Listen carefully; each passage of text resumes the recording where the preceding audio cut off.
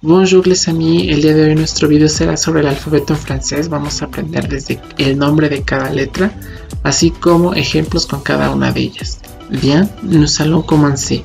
Primero tenemos a la letra A, que es el mismo sonido en español, A, y el ejemplo es arbre, que significa árbol. Después tenemos la letra B, y con esta letra tenemos como ejemplo a boulangerie, que significa panadería. Después tenemos la letra C, que tiene el mismo nombre que en español, C. Y con esta letra tenemos también una regla que tenemos en español, que es que en vocales débiles se pronuncia como si fuera S, por ejemplo, C, sí. Y con vocales fuertes se pronuncia como K, así por ejemplo K, Ko y Ku. En esta letra tenemos como ejemplo a cadeau, que significa regalo, y célibataire, que significa soltero. Con la letra D tenemos doigt, que significa dedo, se dice de la misma forma que en español, D. La letra E se pronuncia E, es un poquito diferente a como se dice en español. Vas a tener que poner tu boca como para pronunciar O, pero vas a decir E, ¿ok?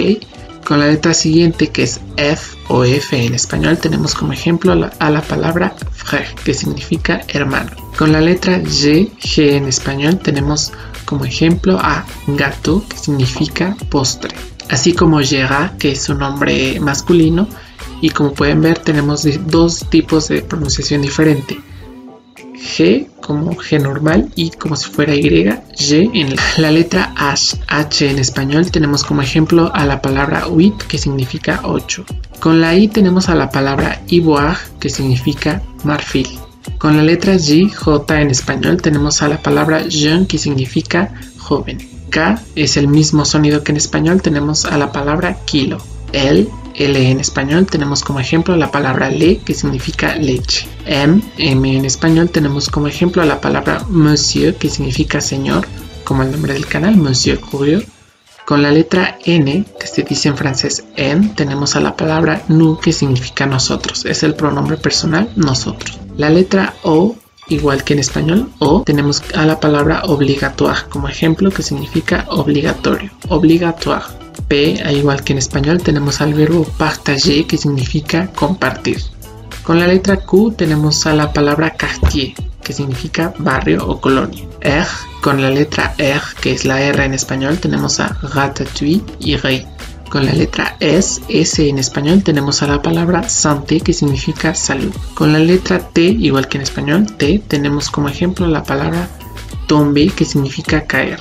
Tomber, que es el verbo caer. La letra U es un poco diferente en español. Tenemos a la palabra université, que significa universidad. Con V tenemos a la palabra visage, que significa cara.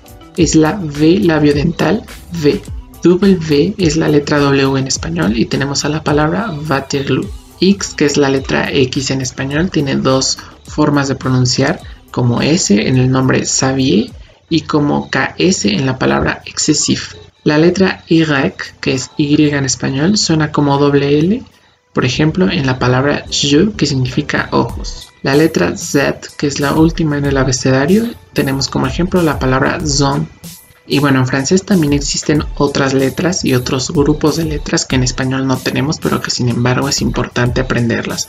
Por ejemplo, para hacer el sonido ch, que en español harían la C y la H, en francés se tiene que agregar la T antes de la C y la H. Por ejemplo, en el nombre del país Chad se tendría que poner T-C-H-A-D para que suene Chad. La C y la H en francés suenan sh, por ejemplo en la palabra chambre no se dice chambre, se dice chambre.